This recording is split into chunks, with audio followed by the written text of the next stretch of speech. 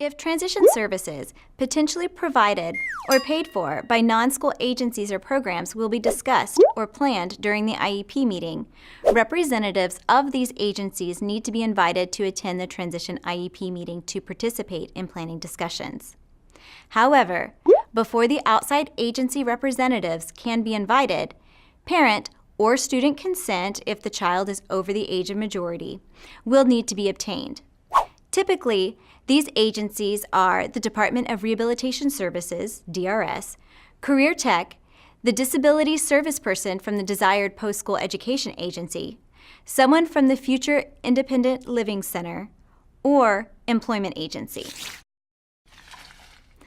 When students with disabilities reach the age of majority, which is typically 18 years of age, all educational rights previously held by the parents transfer to the students, as occurs for all students. The Board of Directors of the Council for Exceptional Children, Division on Autism and Developmental Disabilities, supports the transfer of rights to students and suggests that prior to this occurring, students need to be taught and provided opportunities to become self-determined. Simply because a student turns 18 does not mean parents cannot continue to be involved in their IEP meetings. Parents are still invited to the meetings as a courtesy.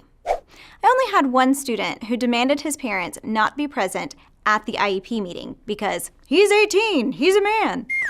Knowledge is power and sometimes used against you when your students are well educated on their rights. Yes, I did call his mother to let her know of his decision. If a student is married, the rights are transferred regardless of age. In Oklahoma, it is legal to be married at age 16 with parent permission. By age 18, one of my married students asked me if I was afraid I would be too old to have kids by the time I finally got married. That poor girl failed my class. I'm just kidding, she didn't fail. There are multiple reasons some people might want to conserve guardianship. Many of these are financial. A family might be afraid their child with low cognitive ability might be the cosigner of any loan someone asks them to sign. They might not want the student to be able to sign up for every credit card offer online.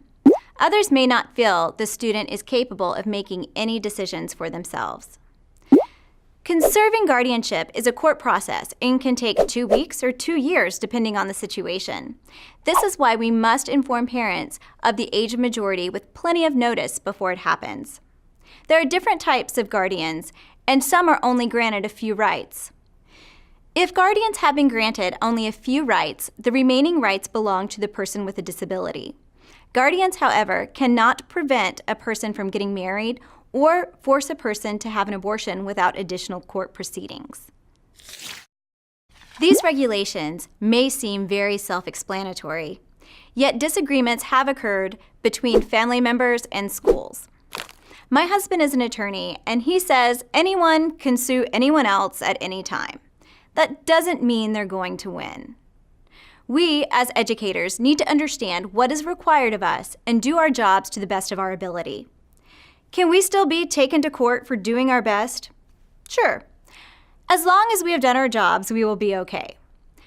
We must provide a free and appropriate education, not the best education. If the child needs transportation, we have school buses. The family may present reasons why a limo would be better suited for their child, but we are to ensure what is appropriate. Take the following quiz to discover how courts ruled in the following cases. This is not for a grade. Just test your knowledge based on the facts you have learned.